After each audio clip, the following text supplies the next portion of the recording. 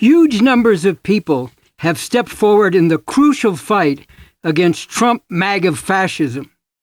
There is an urgent need to make this fight even more powerful in numbers and in political impact and effect. And that requires clearly and actively opposing the enemy within this fight. This is Bob Avakian, Revolution number 120. What is this enemy? It is the putrid culture that still prevails way too much and too often, including among people who claim to care about and to be working for a better world. What do I mean by this putrid culture? An eager indulgence in snark, gossip, slander, accusation, and cancellation, whether the accusation is fabricated or true, something that is effectively irrelevant to those caught up in this. A culture that is defined by a preference for the subjective and superficial, as opposed to substance and a serious, scientifically grounded engagement with important objective reality in order to come to a reasoned, evidence-based understanding of what is actually true and what must be done to bring about positive change.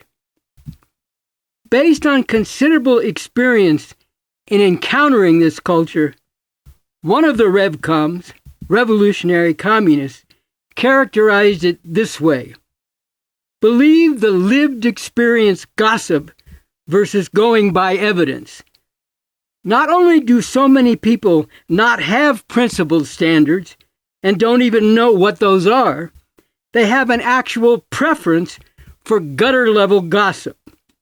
There is a pervasive anti-intellectual distaste for being asked to do any substantive compare and contrast of different ideas and programs. For example, people will take the time to type into Twitter or Reddit or whatever, "What's the deal with Bob Avakian?" but not expend one iota of intellectual energy to read BA's actual work to find out. A generation raised on Real Housewives and cancel culture.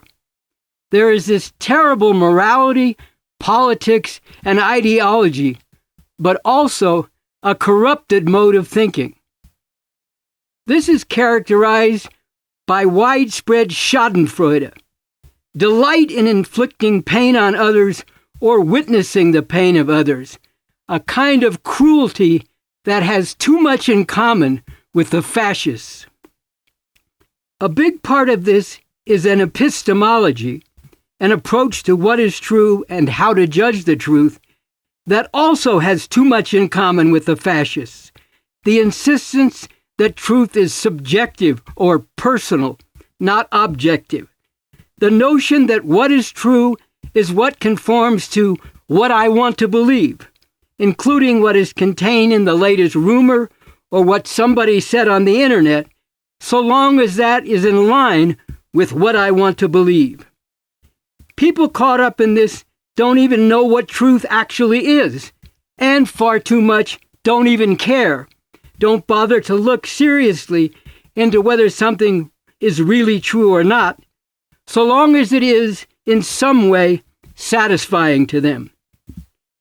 This involves an aversion, an actual resistance to critical thinking, which is also widespread among more formally educated people, in particular among the youth.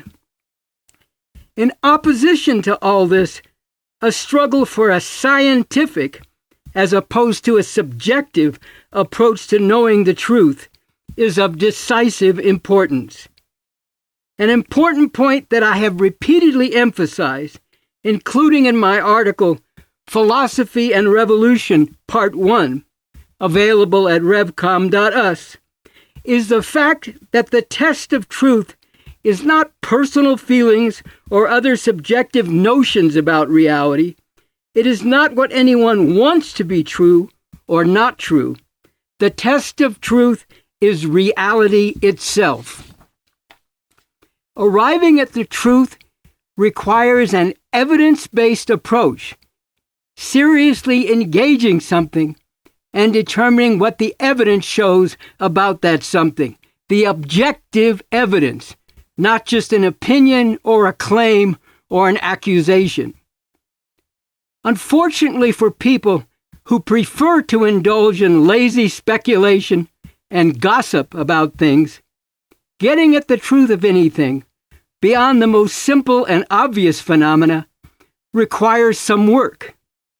But especially with anything of real importance, this work is crucially necessary, because whether or not you have arrived at the actual truth of things, especially really important things, will have major consequences, one way or the other.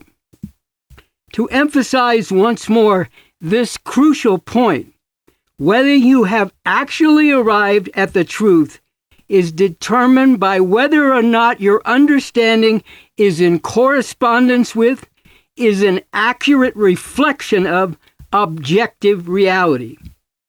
And once objective reality is thrown out as the test of truth, once objective reality is no longer the standard against which all statements, ideas, etc. are weighed to determine if they are true or not, then all kinds of things can be declared true, with often terrible consequences. Once any professed attempt to transform the world departs from a scientific grounding and gives expression to subjective inclinations, the door is open to serious distortions of reality and to truly terrible acts, even in the name of supposedly lofty ends. Let's look at some examples of how this is expressed, particularly in relation to the urgent need to develop the powerful mass mobilization necessary to defeat and remove the Trump fascist regime. RefuseFascism.org was formed at the beginning of the first Trump fascist regime, nearly 10 years ago now, exposing the very real danger posed by that regime and working to unite and mobilize people in nonviolent opposition to it. And now, with the second Trump regime moving rapidly to even more forcefully impose an even more flagrantly lawless tyranny, Refuse Fascism has once again put forward the crucial rallying cry: in the name of humanity, we refuse to accept a fascist America, and is actively uniting with people protesting and resisting Trump MAGA fascism with the orientation of uniting all who can be united in nonviolent but sustained and determined opposition to this fascism, working tirelessly to win growing numbers of people to take up and act on the urgent demand that the Trump fascist regime must go now. You might think that this would be welcomed and positively united with by everyone who says they are opposed to this Trump regime. And this has been the case with many ordinary people who are sincere in their opposition to this fascism and not invested in some narrow and petty movement sectarianism. But certain movement sects seem to regard opposition to Trump MAGA fascism as their private property and are obsessed with dictating who has and does not have the right to be involved in the fight against this Trump MAGA fascism. They have spread blatant lies about the orientation and aims of Refuse Fascism. For example, accusing it of promoting violence when Refuse Fascism is clearly committed to nonviolent mobilization.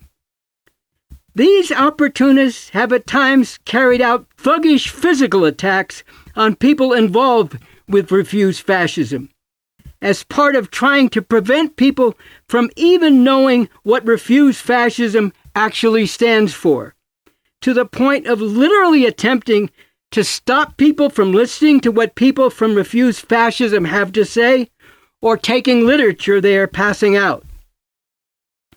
This attack has centered to a large degree around the fact that, along with others coming from different perspectives, we Revcoms are actively involved in refuse fascism, and that works of mine have been part of what some people involved in refuse fascism have been grappling with, in terms of how to understand the nature of this fascism, what has given rise to it, and how to defeat it. These petty would-be movement dictators have even declared that nobody should work with refuse fascism unless refuse fascism disavows me. All of these unprincipled actions are an extension of and rely on people being caught up in the putrid culture to which I have referred here. None of these sectarian actions by these movement opportunists in any way contributes positively to the crucial struggle to actually defeat and remove the Trump fascist regime. And on the contrary, this does a great deal of harm. Do these opportunists even care about that? And what are they actually afraid of? To be continued very soon in my next social media message, number 121.